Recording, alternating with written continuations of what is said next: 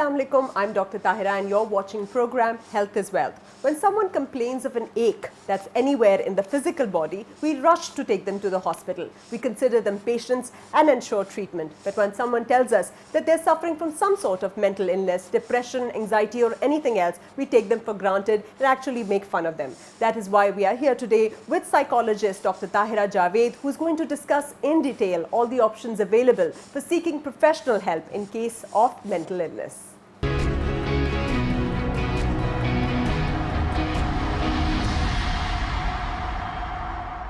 Assalamu alaikum. Welcome to a new episode of Health is Wealth. Today's topic is of utmost importance because it is the most ignored topics of all. When we speak about health, we always focus on the physical aspects of health. If somebody has a stomach ache, we go rushing to the gastroenterologist. If somebody has a headache, we go to the neurologist. But if somebody comes and tells us that they're suffering from depression or some sort of mental disorder, learning disability, we always make fun of them or direct them to here and there, tell them to distract themselves and let it be. So today we are going to discuss over here at this clinic with our psychologist, Dr. Tahira Javed. Thank you so much for joining us today, Dr. Tahira. How are you doing? Alhamdulillah, I'm doing well. So this is one of the most taboo subjects of our country. The moment somebody says that, oh, we are suffering from some sort of depression, and what they tell is, oh, maybe you're not praying enough, maybe you're, you just are not grateful enough, and they, do hush hush to them, and then they send them to all these exorcists, and they get exploited and abused by different people. So how important is mental health in our society? How important is it to identify these problems, and how should people go about it? I would completely agree with you in terms of this. Whenever someone comes and tells us that they're going through certain level of depression or maybe anxiety or fear, or they have any other concerns related to confidence or stuff, these are the common statements that people say. Come and discuss it with us instead of going to a professional. We always encourage them to go towards some spiritual healer or some other professional, but not actually the professional that they need. One thing which is very important to understand is mental health is as important as physical health, because there are so many problems that stem from mental health and they have physical representation. So for example, headache. Most of the times there is no physical etiology behind headache, but it is all because of stress, and people go and get their CTs and MRIs done and so many investigations, but it end up being it was just stress. But what about stress? Stress is something so inevitable these days. The kind of inflation we have, the kind of environment, instability, political problems, all of this leads to a lot of stress, relationship stress. So when we say that this stress is causing hypertension or headache or diabetes or IBS for instance, how do we know that it is this underlying depression or anxiety, and how does counseling or psychotherapy or help this? A normal amount of stress, as you said it yourself, is like something that everybody is experiencing these days. Stress becomes problematic when it starts to interfere with your physical health, with your social, occupational and academic life. That means this is the point when you need to learn certain strategies to cope with it, because it can be dealt in very positive ways, but the problem is we don't know. So as someone would come and tell us, okay, you can come and share it with me. So if they go to a professional and they share it there, the professional would actually tell them the positive coping strategies. So you see, one of the coping strategy for stress these days is very easy, that they would be going towards drug addiction. That's a negative way of coping their stress, right? So if they go to a professional and learn certain strategies which are more positive, so that stress can be dealt in a better way and their functioning can improve. So if they come to a professional like a psychologist, and then there are things like cognitive behavioral therapy or counseling sessions, or when the psychologist talks to them, how does it help them cope with the stress? How many sessions should they be taking, and in how long will they actually be able to cope with the stress? And if you could mention a few techniques of stress, of coping with stress. Number one, it depends on what exactly the problem is. So when you talk about trauma, so trauma takes a little more time to resolve, because then there are adverse childhood experiences. So that means the experience or the traumatic event is experienced since long. So the actual treatment will take a bit longer time, and it could go up to 2 to 3 months. But then again, if it is a milder level of anxiety or depression, then it can go away in 6 to 8 weeks maybe, if the client is really compliant. So it also depends on the level. So anxiety can be mild, can be moderate, can be severe. So mild to moderate can be dealt easily, but for the severe conditions, we would also be needing assistance from psychiatric medications, because that is something which makes them prepared for therapy, and then the therapeutic intervention starts.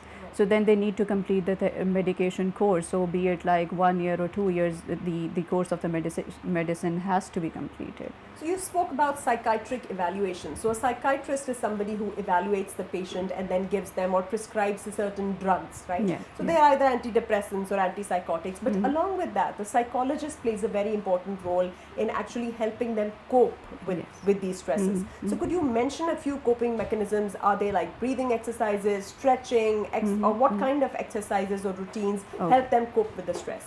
So first and foremost, cognitive behavior therapy works with your thoughts. So behind every behavior and physiological concern because of stress or anxiety or depression, there is a thought. So the thought is actually leading to an emotion, and the emotion is affecting your physiology, and in turn a behavior is shaped. That means we need to work on thoughts. When we say thoughts, all the automatic negative thoughts are leading to depression, anxiety, or any other symptoms. You need to have a positive mindset. That means we'll be doing cognitive restructuring or maybe cognitive challenging. So we would help them learn the new pattern of thoughts so that they can have positive emotions, and in turn they'll have a positive behavior. So for example, you have a thought that I cannot do anything, right? So I'm helpless. So what we'll try to tell them is they need to learn 3 rules of making a positive thought. That is, it should be positively stated, it should be present tense, and it should be opposite to what they're thinking. So if it is like I cannot do anything, is I am able to do things. So it is positive, this is present, and this is opposite. So be it like I am ill, right? So in order to replace this thought, if we tell them it is I am not ill, would not be the right statement. It is I'm healthy, because not and ill are negative words. So you need to frame your thought in a positive way. So it is I am healthy, I am relaxed, I'm capable. And do you need positive reinforcement in that? Like you keep repeating this to them, or they keep repeating They have it? to keep repeating it to themselves. So whenever they have a negative thought, what they can do is there's a 3-step process. They can pinch themselves anywhere so that it serves as a thought stopping. So the negative thought pattern would stop. Then they can count backwards from 50, and it is like 50, 49, 48. That serves as a distractor. So when their mind is completely blank, they have to reinforce the positive thought. So you're basically repatterning and redirecting your thought repetitively over the day up until it becomes an automatic process in your mind. So, they say a lot that, zikr or repeatedly taking God's name, for example, in gratitude also helps. And I think it is the same mechanism, if you connect it with this, that they keep reminding themselves that they have a lot to be grateful for. So it's going to be both worship and therapy combined in one. Don't you agree? I would completely agree, but when it comes to like zikr, there are a few phrases or few verses which we involuntarily say. That means your mind is saying, but you're not actually being conscious about it, right? Here we have to be conscious. We would not be doing backward counting from 10 because it is so simple, 10, 9, 8, 7, we don't have to think much about it. So here you just have to be focused. So if you want to include zikr, then try to do those things which you're not habitual of doing. Okay, so it's something that you don't know by heart and you have learned and you're trying to learn. So whenever you're going to try to concentrate or focus, it's going to help you with this. Exactly, because you need to change the thought. Now that's an automatic negative thought, and now you're trying to cope up with a learned positive So when thought. we speak of like breathing exercises, for example, a lot of people talk about yoga and Reiki and meditation. How much does that help? Do these, breathing in the positivity and breathing out the negativity, does that help? Breathing exercises definitely help to relax mind as well as body. So one exercise that you can do always to help you calm yourself down in any situation is breathing. So what you can do is you can just take a deep inhale, thinking that you're inhaling all the positivity from the environment, and inhale should be from your nose. Just try to hold it in and exhale slowly through your mouth as if you're exhaling all the anxieties and worries. And if you do it for 3 to 5 times, your mind and your body relaxes like anything. So breathing definitely helps. And there are other strategies. For example, as you said, gratitude. So when it comes to gratitude, what we prescribe generally are 2 things. One is a gratitude jar. So what you can do is you can have a jar, and after every 2 to 3 hours you can go and slip in a chat. So mentioning what are the few things you were grateful for within this time span, right? And you're doing it for like couple of times in a day. And another could be like having a gratitude journal where you would be writing the things you were grateful about in the day at the end of the day before you go to bed, so that you are in a grateful state when you fall asleep. So actually you're counting your blessings and getting aware of them. And so when it comes to like any moment when you're upset and you feel like nothing is going positive, when there is nothing that I have, you can go back and just read that journal. You will have the idea how many blessings you have. So what is mindfulness? When they say, when you're in extreme stress or anxiety, think of something very beautiful, like beautiful to see, and then beautiful to hear, and then beautiful to taste, touch, whatsoever, these different senses. And they say you have to make a conscious effort to think about something. So how do you practice this mindfulness? Okay, so mindfulness basically is being conscious about your surroundings, because most of the time we are living in our minds. So we are focused in whatever the internal dialogue is, what are the self-defeating thoughts we are going through. So instead of being like sitting somewhere and just focusing on your own self-defeating or maybe negative thoughts, it is important to be conscious about your surroundings. So mindfulness is like involving your 5 senses into your surroundings. So for example, you're sitting here, and if I ask you to just look around and identify 5 things you can visualize around yourself, 4 things you can touch, 3 things you can smell, 2 things you can hear or taste. Yeah, so it is just like connecting your senses to your surroundings, so that you're not dwelling on to your self-defeating thoughts anymore. You're more conscious about the surroundings. So what about the physical exercises? They say that it releases a lot of endorphins. For example, dopamine, serotonin, oxytocin. All of these are released when somebody does like vigorous physical activity or hiking or trekking or walking. So do they help with your depressive state, or they don't? They definitely does.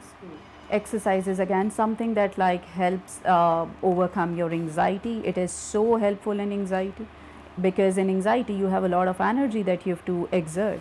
So exercise or gym or walk is something that helps. Again, for depression, you would make an effort where you were in social withdrawal and you were like so lethargic and stuff. You will make an effort to do that. So that will break the state and that will help you feel better. Okay. So when they come for these sessions, they share with you everything. It's almost like going into a confession box and telling you everything. And you keep talking to them. So like how many sessions are generally required? Like how long should the session be and how frequently should it be? So somebody can come out of like grief, a lot of grief and trauma due to whatever reason it may be. Right. So if the problem is towards like mild to moderate level, right? So we prescribe generally initially for 2 to 3 weeks, twice weekly sessions, because then we are working on their traumas and we are working on their emotions and stuff. So we don't want to just leave them there. Okay, they go home and they are in that grief state for a longer period of time. So we do twice weekly, and then we shift it to once weekly and fortnightly and so on and so forth. When it is a very milder level of problem, then it is just once weekly, and then shifting it to fortnightly and once. So when somebody is suffering from the kind of depression where they stop sleeping, where they stop eating, where they stop performing their daily activities and everything, what do you advise them? Or they get on to drugs, for example, these the narcotics. How does one cope with narcotics themselves, or with if you're the family of somebody who's on addiction, because then they get very dangerous and lousy and become a problem for the family also. For coming out of drug addiction, family support is extremely important, because they cannot do it themselves. Even if they try, so they would have their behavior. Yeah, it would keep coming back, and they will have their behavior and emotional outbursts. So the family, if not, is supported theirs, if they don't support the person. So that means there are high chances of relapse. Right. So family support, helping them cope with all the stresses because of which they actually went towards it. So that is extremely important. And then the motivation of the person to actually leave it. So they would never leave it by force. So the reason of relapse here in Pakistan generally is we would just make them admitted without their consent, and they would pass the time there thinking we will go out and start again. Yeah. So I think it's an everyday journey, and yes, you can't lose hope, because obviously you have to be very patient with them, right? Yeah. So what about anger management? Over here we have so much of a road rage, so much of intolerance towards each other's differences in political opinions, differences in religious opinion, and we are ready to kill all the time. There's a lot of violence out there, a lot of anger. How do you help people cope with anger issues? Again, for anger, we need to identify that people who are actually exhibiting rage might have certain stresses. So when you work with those stresses, you can work with their anger management. And then, like, we generally try to help them by giving them alternative strategies for exerting their anger. So gym is one of the thing, or physical exercise, they can exert their anger out there. You can give them like the journaling suggestions. So for example, if they just vent it out on a journal, they don't have to go and actually say them. Then there are experiential exercises, for example visualizations, where they can calm themselves down and they can just vent it out instead of going to the person and exploiting their relationships and stuff. So are there any sort of like classes or certain sort of techniques whereby they can, fizz out their anger once they're in this extreme rage? Should they like drink some water? They say, sit down, drink some water, take God's name, or go away from the seat. Is it better to go away from the site? Okay, whenever it is possible to leave the place, that's the best strategy. Then you can change your physiology. If you're sitting, you can stand, like you can walk, you can run, you can do any physical change. Then one strategy, if nothing is working out, can be like if you just do this. Right. So this helps you calm yourself down. It is said that the Prophet, our Prophet Sallallahu Alaihi Wasallam, he actually told all those Bedouins, they had a habit of throwing stones in anger. So he told them, you take a rosary, the tasbih in your hand, and whenever you're angry, instead start doing this. So it kind That's of a distraction. You. Yeah. Right. So and then you can write it. Whatever you're going through, just write it down. So what is this exercise where they say, you should tense all your muscles from top to bottom? First you make it tense, contract it, and then relax it slowly and start from the top to the bottom so that it puts you to sleep or relaxes you. How effective is that? To be very honest, there are so many people who say that it helps them, but in my clinical practice, whenever I've tried it, it doesn't help. Yeah, it doesn't help. So what is the most effective way of calming a person down? If you want to calm somebody who's violent, who's aggressive, who's extremely depressed, or just not functional, how do you calm them down? So in my experience clinically, what I've seen is when we work with them in terms of progressive muscular relaxation, so it's a technique where it starts from breathing exercise, then it involves your visualization, it involves your suggestions. So it's a 6-step process that actually helps to calm them down. And then if you need something for like a shorter time, you don't have much time to do it, so then visualization is something that helps. So guided imagery and visualization exercises. What is guided imagery? You ask them to imagine certain scenes, yes, and then you transform them over there. What is hypnotherapy for that matter? Hypnotherapy is basically working with your subconscious mind. So it's a state. So for example, right now your mind might be working on 14 to 21 cycles per second. You have to bring it down to 4 to 7.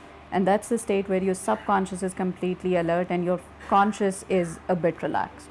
So that's where you try to give suggestions and you try to calm them, and then like you slowly bring them out to the normal level. If they have some underlying trauma which they're not able to identify themselves, for example, if it's something in their past or something that they had hiding, so will you be able to detect that via hypnotherapy? Yes, through regression therapy. That's a form of hypnotherapy. We can go towards their childhood step by step.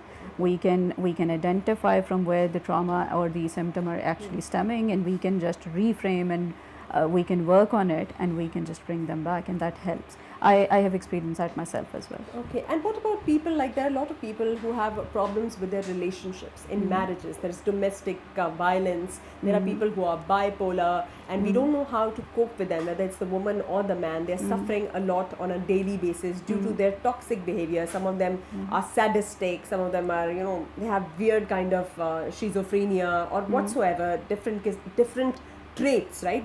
I wouldn't call them weird. I would just say that because they behave in a way that is not normally or accepted, people don't have that kind of acceptance and coping towards them. So how do you identify if somebody is actually bipolar or just plain toxic or sadistic? How do you identify that? Thank you so much for pointing this out, because these days toxic behavior, toxicity and narcissism are the terms which are used wrongly. Right. Anything that a person do and which is about themselves, they would say that he's a narcissist. Everybody is thinking about their own self. Everybody has a concern about this. That doesn't mean they're narcissist. Or if a person do something that we don't like, we say this is a toxic behavior, right? So toxic behavior is something where it is actually violating the other person's rights, not fulfilling your responsibility, being rude, being something which is dangerous and harmful for the other person, right? So toxic behavior is not just like if someone comes and tells you, okay, I just don't like this that you did. Yeah. It is not the No, toxic that's not. behavior. But if they give you stress, like constant stress, or they get into your personal space, they start harassing you, blackmailing you, torturing you. Yes, that is a toxic behavior. So how do you cope with people if they're, for example, if somebody's husband is toxic, or for example, somebody's mother is toxic, or somebody's boss is toxic? How do you deal with such people? You need to identify there are two elements to it. One, there are reversible stresses, right? Reversible relationships, and then there are irreversible relationships, right? So, for example, your boss is toxic. You have the option to switch your job. No matter how hard it is, you need to take the step. Right? But when it comes to your mother, it's an irreversible relationship. You cannot change your mother. Actually, so for example, we are talking about the reversible. We need to take that step. So we'll help them take this step. We'll help them cope with their anxiety in terms of taking the step, right? But in terms of irreversible, what we'll try to do is we'll try to help them be more strong to actually survive without taking impact of the other person, because that's a constant thing that they're getting. So we need to work with them in terms of making them so strong and change their focus from that person to so many other relationships so that they can survive and they can just get out of it when it is the right time. So how should one become an emotionally strong person? How do you deal with oversensitivity, getting empathy? Too much of empathy is also bad because you start feeling... Yes, it is an empathetic fatigue then. Exactly. So how do you teach yourself, this is personally for me, especially I'm asking you, how do you disassociate with people's pains? Because otherwise you're constantly in pain. Yes. So for example, if we are working here, we're constantly empathizing. So we have to, because there's empathetic fatigue, then there's compassion fatigue as well. So we have to deal with it in terms of when someone comes and tells you their story. One thing that you have to repetitively remind yourself is it is their pain. We are here to help them. It is not our pain. Oh my God, what an important tagline. Right? Because what we do is we take all of it and we feel like it is our pain. Exactly. Right? So it is their pain. Yeah. We can only help them. Yeah. And we can help them to a certain extent. There are situations where we feel helpless for a person. So for example, there's a lady, she has to take a decision. But I, as a psychologist, can only guide her about the pros and cons of two decisions, and she is the one who has to choose. Exactly. And she comes and she says, no, you tell me. Right. I cannot. Exactly. Right. What about guilt? A lot of people go into guilt. How do they manage extreme guilt, even when it's not their fault? The other person is just making them feel guilty. So that's also one of the negative emotions, right? In fact, a lot of negative emotions out there, guilt and embarrassment and all of this. How do you cope with that? So when it comes to embarrassment, like there are so many people who would be embarrassed about the situations which they should not be. But because this is a habit, so for example, if someone is going somewhere and they slip, because the floor was wet, right? So they would be so embarrassed and they would refuse to go at the same place again. This is something which they shouldn't be embarrassed about. It was just a situation. Just in their head. Right, exactly. So we help them understand the situation. We help them try to disassociate this feeling of embarrassment from the actual situation, because this is something that they shouldn't be embarrassed about.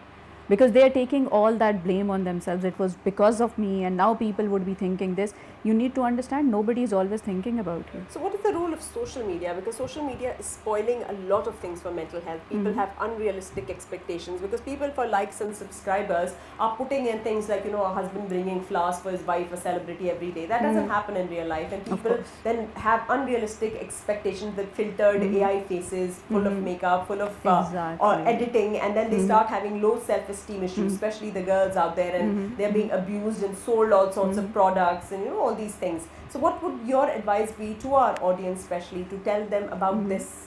So for social media, one thing that I always suggest is what you see is not the reality. Exactly. Then like because of social media, there's a concept, fear of missing out. So they want to do everything, and they want to be on social media all the time just because they have this fear that they don't want to miss on anything, right? So what we try to tell them is what you see is not the reality. Because if someone is going around all the time, just imagine There would be a time when they would be sleeping, they would be working, they have a family. It's not just they're putting pictures, that means they're enjoying their life. Right. And you don't know what goes around behind that. Exactly. Who is using them? Who is earning from them? Why are they doing all this? Because there are so many bloggers. Advertising, gimmick. Imagine the bloggers, they put out their family life out there, and then they are suffering in their family lives. Of course they are. They are suffering. And then there is another thing. There are so many PR packages that they're getting, and they're just giving shout-outs and stuff. That doesn't mean they're buying it on their own. Right. We think that thing is necessary for us. In fact, they're just being given. In fact, big celebrities have had their entire wedding sponsored. Oh, yes. And we think then there's that a concept standard, they now. set that standard then. Yes. There are so many functions. Before an engagement, there would be hundreds of functions, and then like we feel, now we have to do the same. So these are all just added stresses that we are adding on to our own selves. Now let's come to children, and especially autism in children, and then ADHD in children. And I see in your center, it's very beautifully decorated to accommodate all these children and make them capable of doing their day-to-day chores, at least on themselves and everything. So how would you describe autism, and how does occupational therapy, speech therapy, and all of these things, physiotherapy, help these children become independent in the long run? If you talk about autism, because when we started working at Pehchan, it was just a mental health platform, right? So when we started to work with autism, we realized it is not just one concern, it is not just behavior. There are so many other concerns associated. So we introduced multiple departments here. So for autism, the basic symptomology is your stereotypic speech and behavior, your social communication, right? That is different from the other neurotypical children. And then there are so many other things related to play, related to their understanding, related to their day-to-day things. Then they might have certain sensory motor concerns as well. So speech is something, like for example, if they have delayed speech, or if they have regress speech, or if they have certain articulation errors, or if they have like certain different stereotypic speech. So speech therapists are the one who would be helping them develop their speech, overcome their speech delays, help them clear their articulation errors and stuff through multiple exercises. And what about ADHD? Do they help improve their focus? And then there are others who have learning disabilities, for example, dyslexics, and there are some who have a lot of hyperactivity and are very violent and aggressive. So do these therapies help these kind of children and help them learn and cope more in school as well? So when it comes to ADHD and learning disability and intellectual disability, our academic therapists are the one who are actually helping them cope with their academic stresses and stuff. They would help them develop their focus and all. When it comes to ADHD and hyperactivity, most of the time behavior therapist with the help of the occupational therapist would be managing their hyperactivity, right? When it comes to sensory motor concerns, again, an occupational therapist is the one who would be working with them. So when it comes to, like, for example, the child is not following the command, cannot sit properly, cannot like wait, don't have the idea of turn taking and stuff, again, the behavior therapist would be working. So why are we so lacking behind in identifying these developmental milestones? A lot of parents don't understand and don't evaluate the child in the right way. They don't know when the child should start neck holding, start holding sensory objects, start their motor functions, what does developmental delay, and if they're learning right, hearing right. And we have so many children of cerebral palsy as well over here, and they're being ignored, and they start because when they're ignored at the young age, then they grow up to be completely deformed and disabled as a person. So could you guide everybody out there that if they identify such things in their child, the early on the better it is for them to to stop or delay the disability? So the earliest intervention is something which is most important to bring in the right changes and to help them develop at the right time.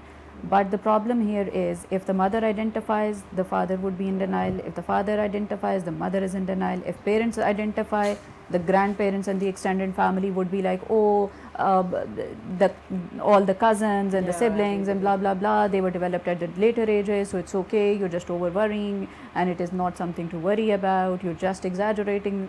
So that's one of the reasons that the family support isn't there, which is also one of the factors that parents are not able to take the right support at the right time. But have you seen children actually improve after this? People on the autistic spectrum, has their aggression gone down? Has their violence gone down? Has their focus improved? Yes, if they are compliant in therapy, if the parents bring the child regularly, and they follow things at home as well, because the child is in the center for 45 to 90 minutes, but then the rest of the day he's at home. So whatever strategies we tell the parents, and if they follow it, there are remarkable changes in children. So they can actually become independent in the long run and functional and function in the normal They can way. definitely become functional.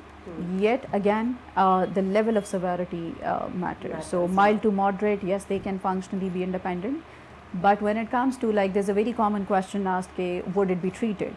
So no, it cannot be treated, but yes, it can be managed. There are so many ADHDs, there are so many learning disability people, there are so many autistics who are working in their fields like anything, and they are so intelligent.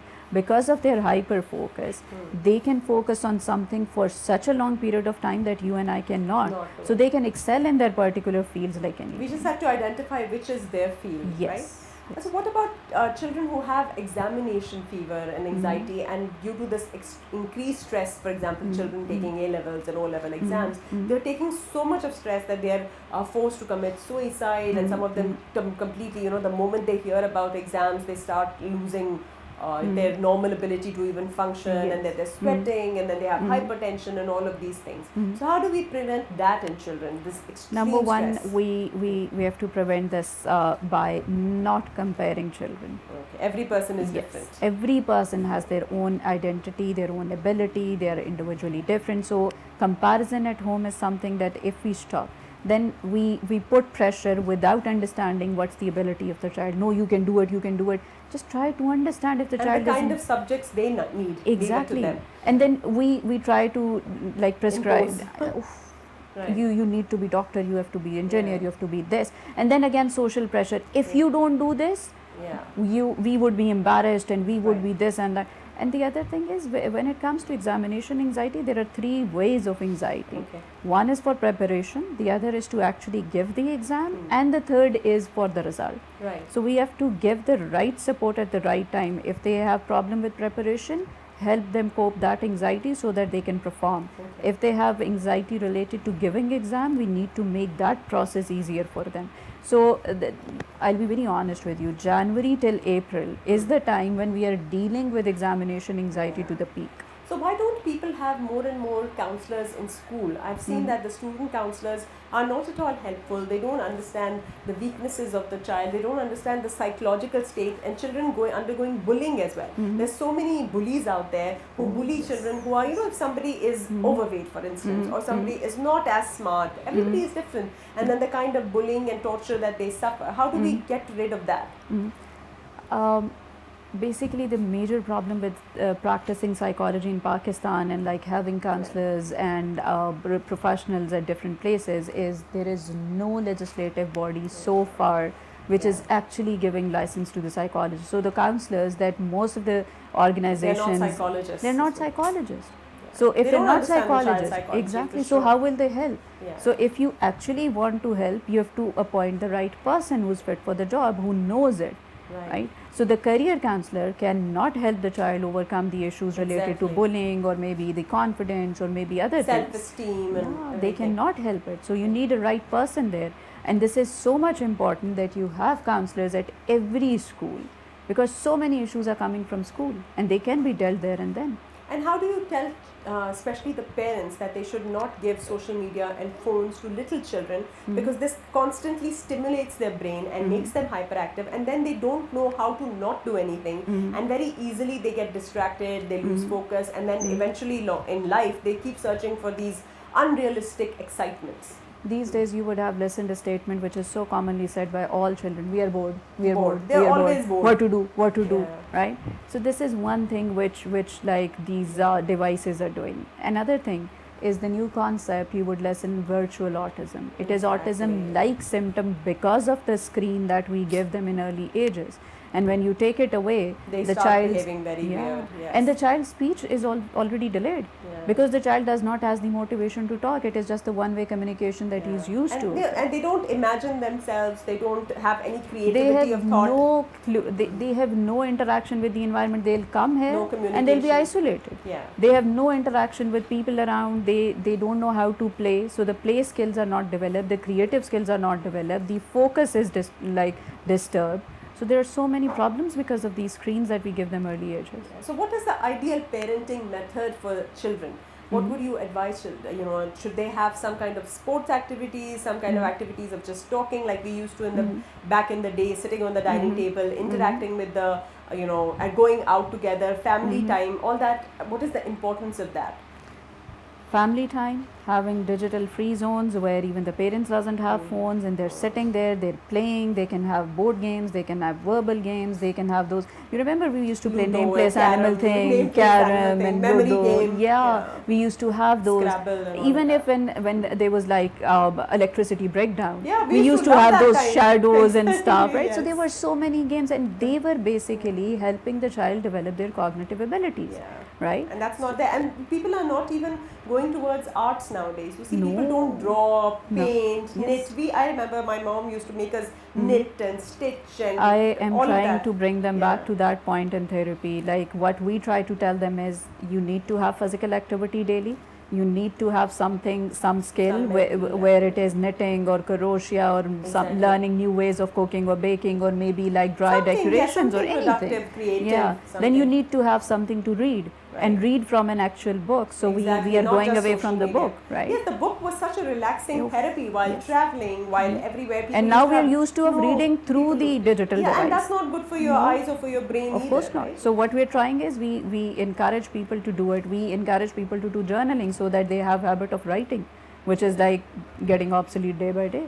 And what about marriage counseling? Why don't we have that in Pakistan? And, people are more focused on all the things you need for the marriage, the clothes and the Oh, flowers yes. and the setup and the stage, but they don't focus on the person they are marrying, if they're mentally compatible, if they're on the same stage of beliefs and same fundamentals, and even later on there is no marriage counseling. So how do Right. you suggest that? I really want to work on premarital counseling. Yes, Because very important. that mental readiness to go into a new relationship Exactly. is so It's important. not just about a party anyways. Yeah, exactly. So premarital counseling, understanding the dynamics of it, understanding the roles and responsibilities is something which is important. And then when you go into that relationship, you need to have tolerance and flexibility because you are going in a family. You are an outsider. Exactly. You have to adjust, accept, and they adapt. have to adjust as well. They need to accept you, and you need to adapt to them. Exactly. And So what- we go with predetermined mindsets. Yeah. SAS is something this, Flana is this, Flana is this. Exactly. Predetermined mindset is something which is detrimental to marriages. What about the importance of privacy? We don't have the concept of privacy in our families and respecting each other's privacy, whether it's the extended family or whether it is the husband and wife or everything. So how do you actually advocate this not breaching of the personal space of the person? This is so important because sometimes you want to relax and you want to have your me time and there would be someone coming without letting you know and they'll be like, oh, we were crossing by and we are here.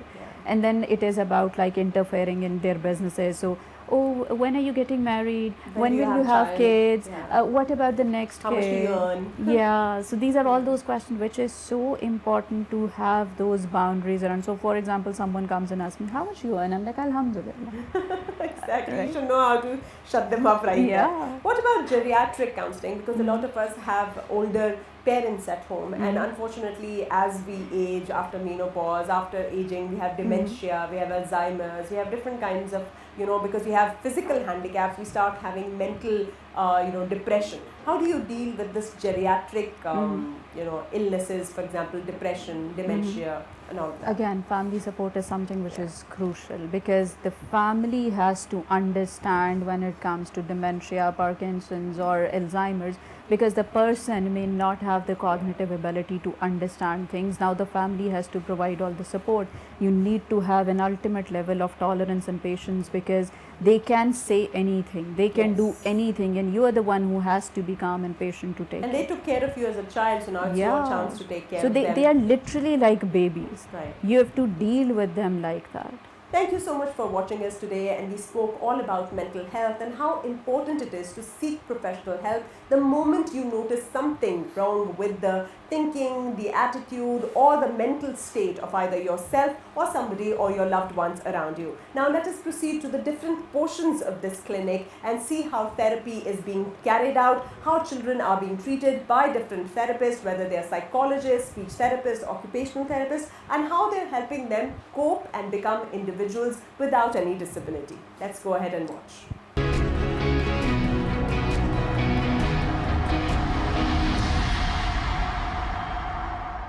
So here we see a therapist talking to a young girl out there. So what is the issue that this young girl is facing, and what is the therapist doing with her right now?